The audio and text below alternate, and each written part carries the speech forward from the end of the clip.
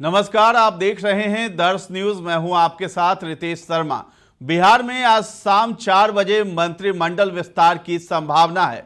PM Modi और CM Nitish Kumar की भागलपुर में हुई मुलाकात के बाद ये चर्चा तेज हो गई है।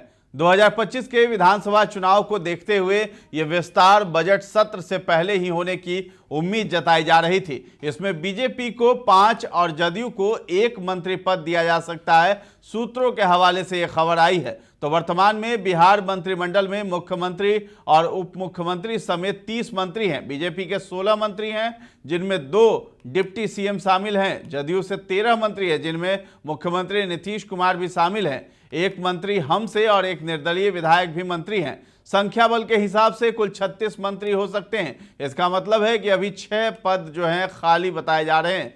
तो बीजेपी में नए मंत्रियों को लेकर काफी उत्साह है। 4 नए मंत्रियों में पटना, तिरहुत और सारण प्रमंडल के विधायकों को जगह दी जा सकती है।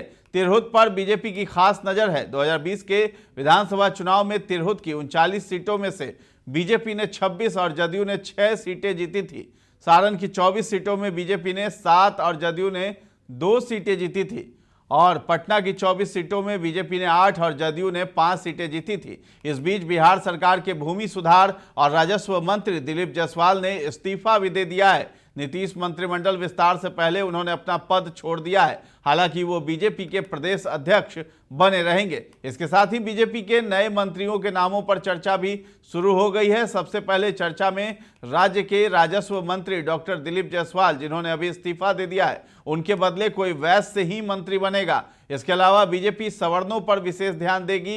1 राजपूत और 1 भूमिहार को भी मंत्री बनाने की बात चल रही है। राजपूत नेताओं में ज्ञानेंद्र सिंह ज्ञानू, जनक सिंह और कृष्णनंदन सिंह के नामों पर चर्चा है। भूमिहार नेता जीवेश मिश्रा का नाम भी चर्चा में सबसे आगे है।